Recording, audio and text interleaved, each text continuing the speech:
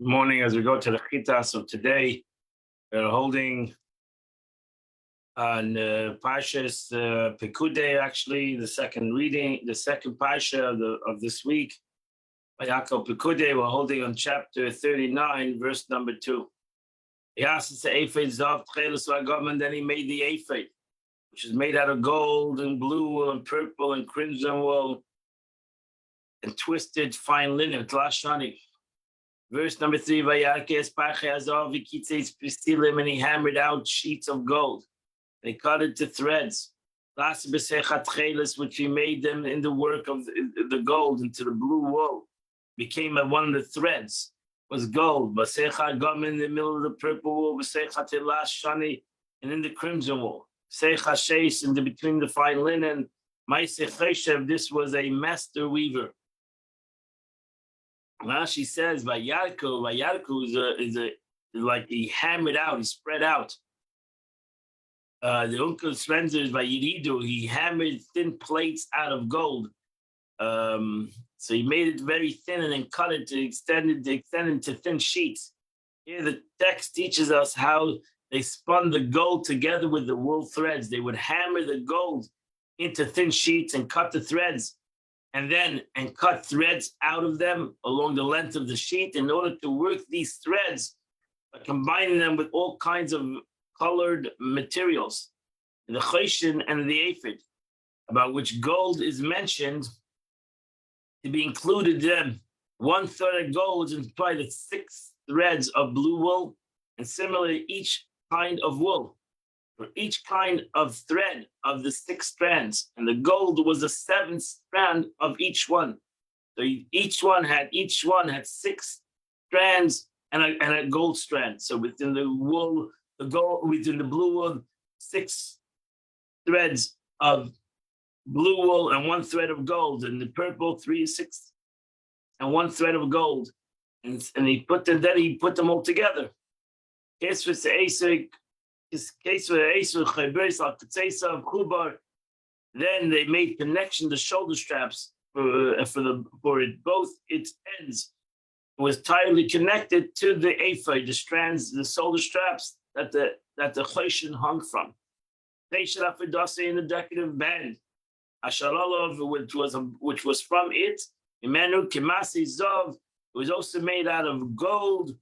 Cheletz, Vagamon, blue and purple, it was Lashani, crimson wool, Sheish and linen. Meuza was twisted. Hashatziva Hashem is Moshe, like God commanded Moshe. Ayasis Avnei Hashem, and then he prepared Shoyim stones. Musabes, Mishpedzei Zav, it was enclosed in gold settings. It was engraved. The engraving of the seal of Shmesh Bnei Yisrael with the names of Israel on each of the stone had 6 names: Reuven, Shimon, Levi, Yehuda, Yisachar, and so too on the second stone. And he put them in the shoulder straps of the ephod. Avnei Zekarim, these were the stones of remembrance of Bnei Yisrael for the Jewish people. Asher Hashem es Moshe, as God told Moshe. And then he made the choshen the work of master weaver. Kamaisa ephod, like the ephod, Zav, Techeles, Vagamon. He made it like the wool, like the making of the ephod. He made the choshen out of gold, blue, purple, and crimson wool. Sheish Ma'azah was twisted fine linen. Ravoya Kafel, it was square. The choshen was a square piece of garment, and then he folded it. So it was kafel, it was zeres arkav, zeres rach. It was doubled its length, one span of the width is span, and double. And he filed on it 4 rows of stones. One row was oidem pidada berekes atura echad, atura sheni neifech sapir veyale. And the second row was Neifach Sapin and Yale, Vatura Shlishi, Lashem Shavai Vachlama. Vatur Harvi, Tashish Shayam, Viyashve, Sabes, Mitzvah from Leistum. I actually was in Israel and I bought in the temples, in the temple, what they call Temple Institute. I bought these stones. So they say these are the stones. I can't vouch for them, but Temple Institute says these are these stones. I'm sure they're not exactly this on the room, so it'd be a lot of money, but that's what they did say. Emerald, topaz, ruby, diamond, lapis, garnet, amethyst, agata, opal, jasper, onyx, and aquamarine. Those are the stones.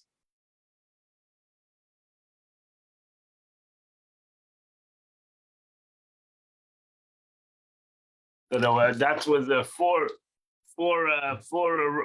rows, and each of these stones are written the tribe. And each stone had the names of the Jewish people. There were 12 stones on the 12 names.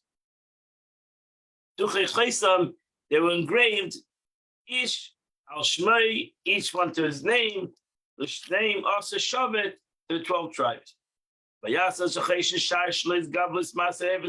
made on the chesed chains at the edge of cable work, pure gold. You see, this was all the Pasha Tzava. He made 2 golden settings and 2 golden rings. They put the 2 rings at the 2 ends of the chesed. And then he placed the 2 golden clasps on the 2 rings. At the end of the chesed. The 2 ends of the 2 cables. They placed upon the 2 into the settings, and they placed them upon the shoulder straps of the ephod on its front. And then he made 2 golden rings. I see he made them at the end of the chesed. And he placed them in the inner side of the ephod. This was to connect, to make sure the bottom of the ephod was, because it was not allowed to move on the Kohen Gadol. It had to stay on him. He then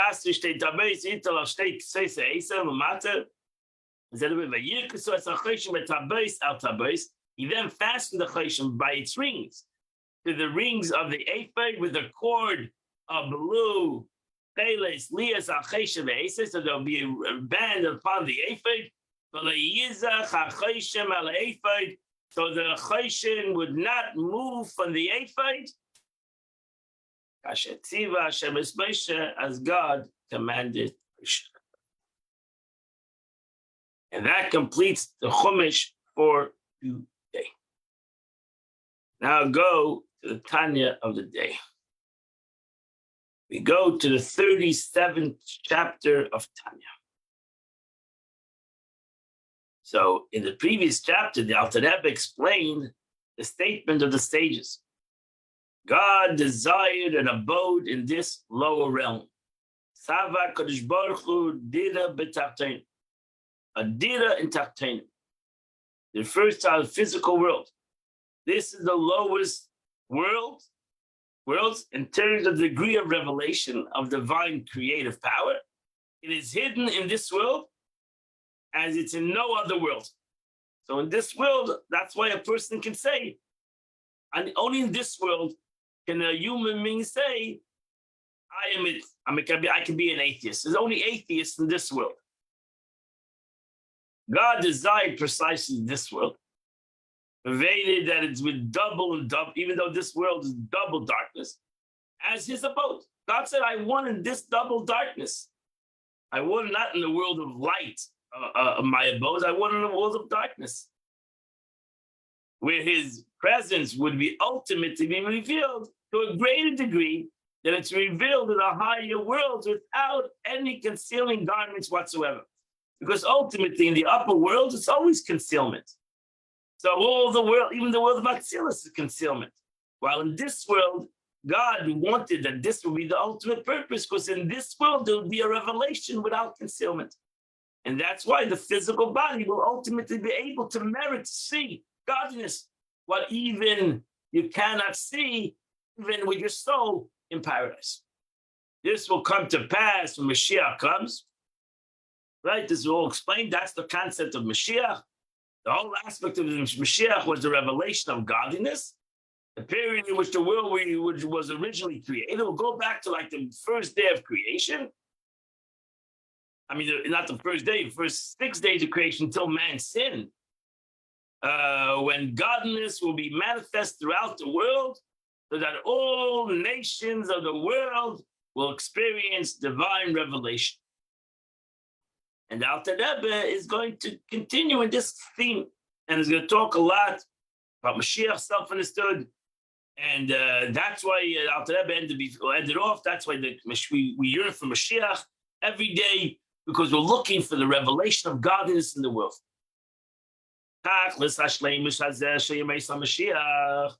This ultimate perfection of the Messianic era and the time, with the resurrection of the dead, that there'll be the revelation of God. There'll be the revelation of Ein Sof in this physical world. So you might say, let's wait till Mashiach comes. So therefore, Chassidus tells us it's all dependent. All dependent on our actions of divine service throughout the period of exile. So that's, in essence, unlike the information in the revelation of Sinai when God came down the mountain. That was God. It was a gift by God. Now, since Mount Sinai and the sin of the golden calf, now it's all dependent on our service here in this world. Because the mitzvah itself causes a mitzvah basket. It creates its reward. Schar mitzvah. As the Mishnah, this reward of the mitzvah is the mitzvah. The Rebbe notes, unlike, for example, the wages paid by an owner of a field to a laborer who plows and plants it. When the laborer does not create money, he's paid. A mitzvah actually creates his own reward. Right? So the laborer doesn't create money. The laborer creates a product, and now he gets paid for it. The money is something separate, different concept of money than what he's doing. He's making tomatoes, and he's getting money. So that's something separate from what he's working. So he's working A, he's getting B. But schar mitzvah means that the reward of the mitzvah is the mitzvah. Not that he gets something else, he gets the mitzvah. What does it mean he gets the mitzvah? What is the meaning that the reward is the mitzvah? What is the meaning? Because when a Jew does a mitzvah,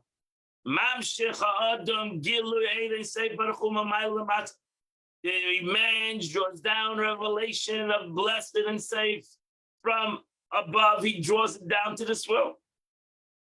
The slavish begashmis elam zedan. It becomes clothed, this godliness in this physical world. With Dov, he draws it down to a world that was to begin with under the mastership, under the dominion of Klippus, of Klippet Nega. And receives its valid vitality from this clip. They call Devarim HaTorah, which I'm talking about. The Alter Rebbe says all pure, mainly all pure permissible objects, which is the act of the mitzvahs performed. By performing a mitzvah, a man draws down Ein Sof light upon the object with which it's to perform. So therefore, the mitzvah, the reward of the mitzvah is bringing on godliness to the world. It's the whole purpose of the mitzvah. That's its reward. What can there be a greater reward than accomplishing the purpose of the whole mitzvah? And in essence, that's what we're trying to accomplish. We're not trying to get something else. We're trying to accomplish the mitzvah, what the mitzvah does. And that's the greatest accomplishment. Dr. Rebbe now illustrates his phrase, pure, permissible objects, which the act of the mitzvahs perform. Citing example, one object for each of these three categories: the animal life, the vegetative life, and the inanimate life. Then klaf tefillin. Take example the parchment of tefillin or mezuzah, or the parchment of mezuzah, or the sefer Torah, which is made out of the skins of a kosher animal. You can't use a non-kosher animal. You have to use a kosher animal. As it states in the statement of the sages, the work of heaven, the mitzvah object, is only what's pure and permissible to be used. So you cannot take the animal, a non-kosher animal. You can't take the skin of a chas shalom of a horse and use it for tefillin. It has to be a cow. The parchment derived from which the animal is, however, under the dominion of klippa until one uses it tefillin. So this parchment can be used for many things. As the skin of a cow is used for many things. You can use it for mundane things, or you can take it and use it for tefillin, or you can take it and use it for a Torah. So that takes the thing and elevates the thing. So you use it for a Torah, use it for tefillin, use it for mezuzahs. Now you have taken a physical thing and you have made it into a vessel of spirituality. So if you take an estig, a vegetated thing, you take an estig, not from a forbidden fruit. Even the estig itself can be forbidden if it's the first 3 years of growing. It's called arla. You're not allowed to use it. So you take an estig and now you use it for a mitzvah of lulav and estig. You have now elevated the fruit. The fruit now became an object of a mitzvah. The mois daka. Now we take an inanimate object. You take money, which is an inanimate object. And it's not stolen money. Shane or Gaza. You didn't steal the money. You worked hard. You have this money. You take this money and you give it to charity. Now, this money that is inanimate object and you give it to charity has now become an object of a mitzvah. Ukiyotsim is all alike. So we can take all these things, other physical objects used in performance of mitzvah, all of which have previously been in the realm of klipat noiga. This money was in a covering that is pure. It can be elevated. The cow was a kosher animal, and it was shechted. It was done. Everything was done right. But the klaf could have been used. The klaf is the skin could have been used for A. Or for B. Or you take the acid. It could have been used for A or for B. As the Alter Rebbe concludes presently, and now merge into divine will by serving it for the sake of a mitzvah. So in reference to the earlier stipulation that an esrog not be arla and a charity be honestly acquired, you shouldn't steal money to give charity. The mitzvah above aveda, that's called a mitzvah that comes through a sin. The Alter Rebbe notes, Charlie Mishalosh Tippus Atmeis, arlas in 3 completely unclean clippers that can never ascend to holiness. And it's written in Chaim that fruits, which is arla, deriving its vitality from these clippers, cannot be elevated of having mitzvah for. They say you can't take arla and use it out for any kind of. It's prohibited fruit. So the first 3 or 4 years, you have arla, you have netanevai. So the first 3 or 4 years is prohibited fruits. If you plant a tree in your backyard, even over here in America, you have the laws of arla. And you cannot eat from the fruits, but you can't say, I'm going to use it for a mitzvah. And similarly, any mitzvah performed involved in transgression, God forbid, you cannot say, I'm doing the transgression for the sake of a mitzvah. No, something that transgression is a transgression. And it's asur. That's why it's called asur, as you learned at the beginning of Tanya. It is bounded in klippus, meaning it's bounded in impurity that cannot be elevated. Since a sinful act receives its vitality from 3 complete unclean klippus, the resulting mitzvah cannot be elevated. So when performed, however, with pure and permissible object, the mitzvah elevates those objects from klippat noiga to holiness to be united with Ein Sof. So we're not talking about an aveda. We're not talking about Arla. We're not talking you stole money to give charity. We're talking about you did things with a positive thing. You took money, an inanimate object. You took a vegetable and you're gonna do a mitzvah with it. You took an animal and you're gonna do a mitzvah with it.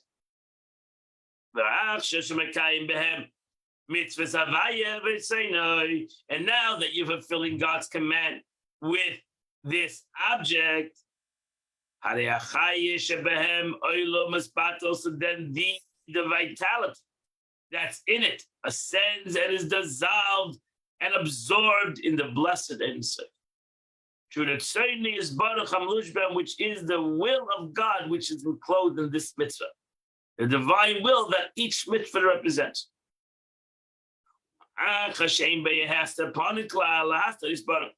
In this mitzvah, there's no concealment of the contents of whatever to hide his life. Every mezuzah, I'm talking about the cover. People make mistake in the cover.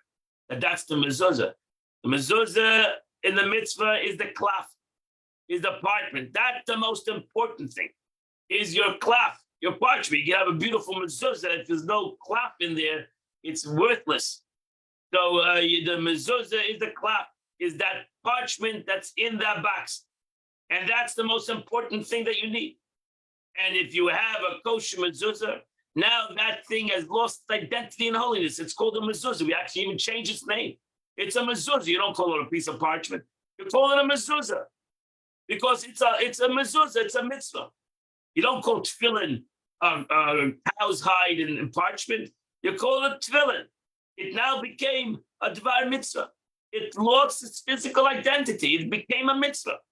And you have to protect it, and you have to keep it in a certain kind of a way, and you have to cherish it, and you have to do a bracha on it, etc., etc.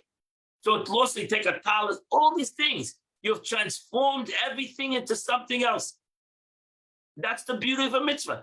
There's nothing hidden in it. That's the mitzvah. Whether it's a talis, whether it's tefillin, whether it's a mezuzah, whether it's a Torah, whether it's whatever you do. You take a sefer, for example, the Chumash, or Tanya, or Gemara. You've now transformed the book. So I stated, preventing objects from being absorbed in the light of it. I stated earlier, wherever the Ein Sof stands revealed, there's no separation from God. Everything is united with his light. In this case, the object of which the mitzvah represents revelation of will of Ein Sof is performed. And therefore, we see that in every mitzvah that let's say I'm talking about a book, we don't throw it in the garbage anymore. We respect it. If it becomes damaged or becomes unusable, we bury it because it becomes holy. Truth is, that's the concept of a human being. The human being comes holy. The shama was in him now. Even after 120 years, you got to show respect to the body. As far as the Alter Rebbe has discussed, thus far I've discussed the effect of a mitzvah on the object used, the performance of an Esther, the parchment of tefillin. Now it goes to discuss its effect on the power of the Jewish animal soul that applies to this mitzvah. This soul, like the mention of Abjabta, derives its vitality from Klippus Negen. And like them, it experienced a similar elevation to the realm of wholeness whenever it's used in the service of Hashem, being absorbed in the divine will represented by this mitzvah. So not only does the physical thing become part of God, but the energy that I put into this physical, I put on tefillin today. So I use my energy, which comes from my animalistic soul. I use my energy to daven.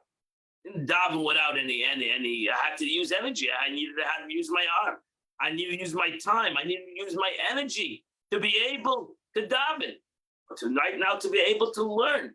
The energy that we use in our learning at this present moment, that energy is nichol b'Hakadosh Baruch Hu, comes part and is consumed in holiness, whether we see it or not.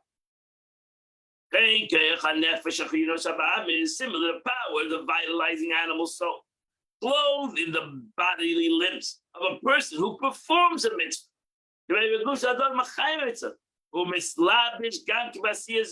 Is likewise enclosed himself in the deed of the mitzvah.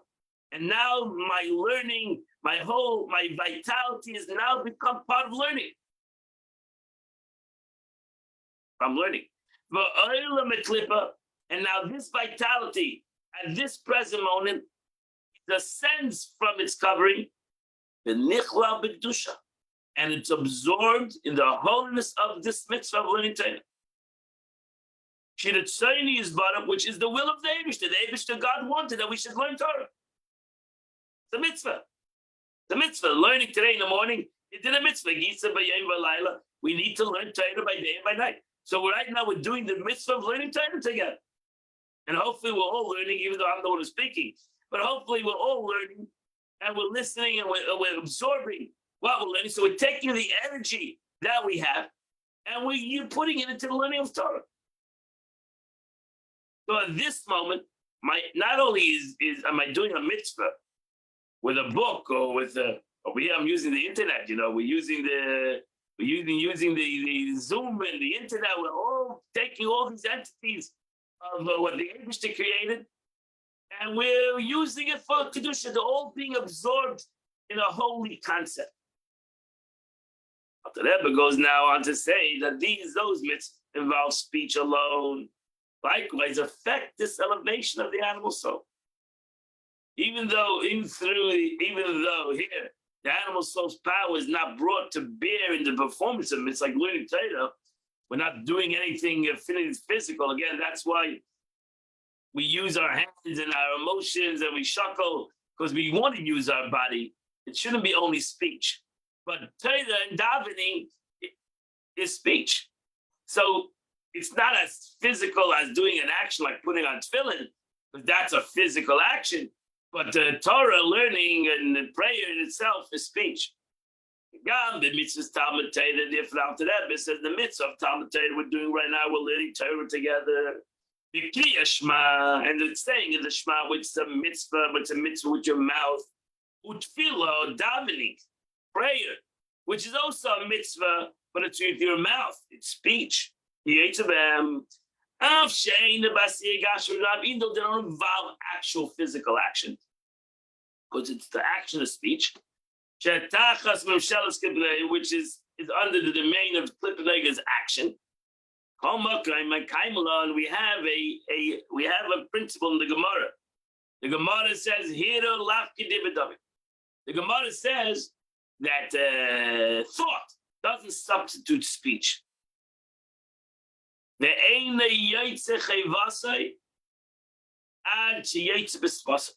comes to davening, you cannot have davening in your thought, even though everything comes from thought. You should have great thoughts in your davening, in your prayer. Prayer needs to be said. So too learning needs to be said. You need to say the words of Torah. You don't only need to think, you shouldn't only think the words of Torah, you should say the words of Torah. Truth is, when you're learning with me, you're learning with that, you shouldn't, just like I'm reading it, you should read it. You should read it too. We both need to read the Tanya. So you shouldn't just listen, you should read it. You should read it. And as long as you're on mute, you're not going to bother the one who's reading. So everybody should read it, because you shouldn't just listen, only hear the words of Torah, whether we learned Chumash before or we're learning Tanya right now. You should read it like I'm reading it. Because ultimately you need to say it with your mouth. Because it's not a maisa. It's not an action if you thought it in your mind, the Talmud says. And therefore we have established in the Talmud that the moving of the lips is considered an action. So therefore, don't only listen. Move your lips, read it. That you hear it. And such an action as the Alter Rebbe knows, likewise stems from the vitality of Klippus Neiga that is nourished by the animal soul and does not actually have bodily and does actual bodily action spoken earlier. So therefore, self-understood, it takes more energy for my body to say something than does to hear it. Because hearing is not an action at all. Speaking in comparison to a physical action is also maybe not an action, but in comparison to thought, it is an action. Because ultimately it takes my effort to talk. And since it takes my effort to talk, Now that I'm talking, and I'm talking to even talking to myself, that is considered that you use your animalistic soul. You use a vital soul. It took some effort for you to talk. That's what you need to do. We should realize one very important thing. Your godly soul cannot express itself in a physical world without your animalistic soul. Because who speaks is your animal soul speaks. So therefore, when your animal soul speaks words of Torah, you repeat the Chumash, and you repeat it with your speech. You are using your animal soul for your godly soul. And without that, your godly soul does not speak. It might have the capacity of speech, the capability of speech. It cannot speak without the body. They need to have the physical lips, mouth, tongue, or teeth, which is the instrument of speech. And that's your animal soul. So therefore, you should speak. Speak less, dvarim b'telem. Speak more Torah. But then you take your animal soul and you elevate it in the words of Torah. And therefore, you should daven words, say the words. You should, when you open a chumash, don't only think it in your mind, say the words with your mouth, because then you're elevating your animal soul. Right? Therefore, you need your animals. When it comes to speech, you need them. And therefore, maybe your animal soul says, don't say it, just think about it. Because he doesn't want you to say it.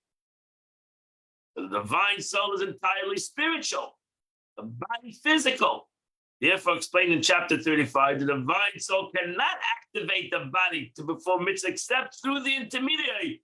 What is the intermediary? Is the animal soul. Without your animal soul, unless you're a tzaddik, and your body and your soul became one with your godly soul, you're not a godly, you're not a tzaddik. So therefore, your animal soul is your vital soul. It's who you are physically. If you're not going to use your animal soul, you will never do anything physical. You won't do the physical mitzvah, and you won't even do the physical words. Therefore, which on one hand is a soul, a spiritual life force, yet on the other hand is actually closing the blood and the bodily organs. That's what gives life to the body of my animal soul. Intermediary is necessary in mitzvahs performed through speech, just as a mitzvah referred to action. Articulating the words requires for a mitzvahs also considered physical action, so that this too cannot be accomplished by the divine soul, except by the animal soul's power.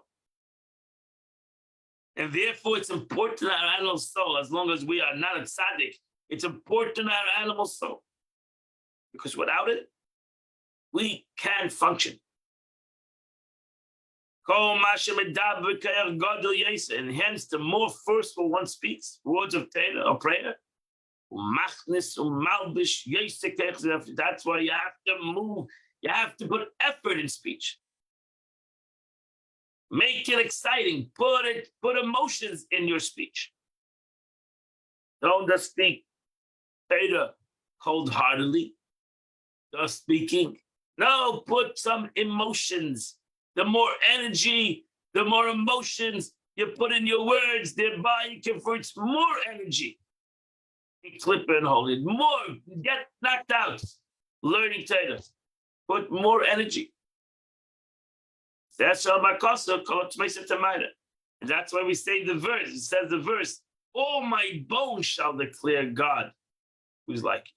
Which means that the words of Torah and prayer must be with all one's bones, so that as much as possible the body's energy be utilized for performance of a mitzvah. Don't use your energy for other things and do Torah mitzvahs without any energy. The opposite, more energy used for godliness, the better it is. You're elevating ultimately your animal soul. You're elevating this energy. This is what our sages said. If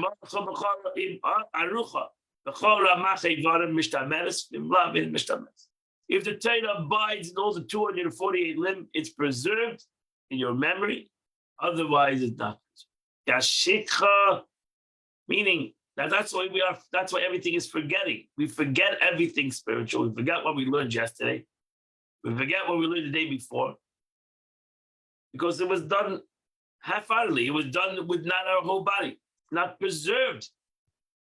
Yashibcha miklipas aguf. Shikha, forgetfulness in the matter of Torah stems from the klippa of the body and the vitalized animal soul. The life of Kippanei, which sometimes absorbs in holiness. When it absorbs in holiness, there's no longer any cause for forgetfulness. Forgetfulness is the body. The body forgets. The Eibishter made the body to forget. Physically, it says after 12, even the body forgets after 12 months. Even tragedies, the body forgets. The Eibishter put in the system of the animalistic soul that it forgets. It forgets. It forgets everything. We forget everything. Sad thing is we forget the good, we remember the bad a little bit more. But the body forgets everything. We've got what we did a year ago. We forget the good, we forget the bad. We're very forgetful. That's the system of the body. The Nefesh HaBahamis is a forgetful entity. Because it lives in the moment. Doesn't care about it just lives in the right now. Your godly soul is an everlasting entity. Never forgets anything. Because it's an everlasting concept. It lives in the moment, it lives in the past, it lives in the future. It's an everlasting and never forgets. Godliness never forgets. That's why it says it. Ain't shikol if it's an expression, there's no forgetfulness by God. There's no forgetfulness by my godly soul. Everything is remembered. Every good deed I do is remembered. Every bad deed I've done, until I did tshuva, it's stored. When I do tshuva, it's turned into a mitzvah. So nothing is forgotten. Everything is stored. Eternal memory.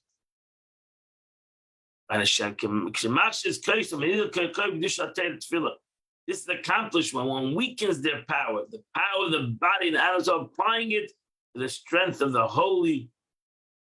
This of Torah and prayer. This doesn't mean the mentioned quotation. When one's involved, the energy of the 248 limbs of the Torah, it preserves in his memory. But the klippa that causes one to forget has been weakened. Forgetfulness has been weakened.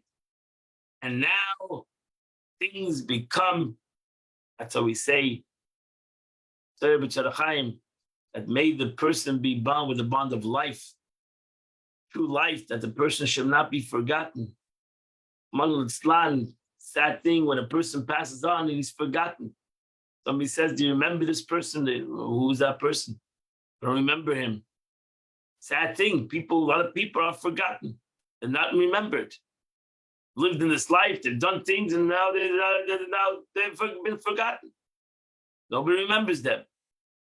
We need the more we connect to Torah, the more we connect to something holy, then it's never forgotten. It's never forgotten. If it's forgotten, imagine if it's forgotten in this world, but it's never forgotten the Torah that you learn in the upper world. So imagine if a person goes through life and he doesn't connect anything to Torah, so anything that he did in this world is forgotten. So what is he remembered for? The whole physical world is forgotten. The spiritual world he doesn't have. So what is he remembered for? Therefore, it's important that we connect ourselves to Torah in this world, because the Torah connects us to Kedusha, which is never forgotten, which never goes away, and that thing lasts forever. Whether it's people remember in this world or Yiskel, the Eibishter remembers the neshama, because the Kedusha that it did in this world is not forgotten. And that completes the Tanya of the day. Today is the 23rd day of the month, which is from chapter 108 to chapter 112. You do those chapters, you do the chitas of the day. In Mishram today at 10 o'clock, we'll learn a sikha together of the Rebbe and the Parsha of the week, either at Chabad or right over here on Zoom, on Torah Direct. Wish you all a great, wonderful day. God bless you.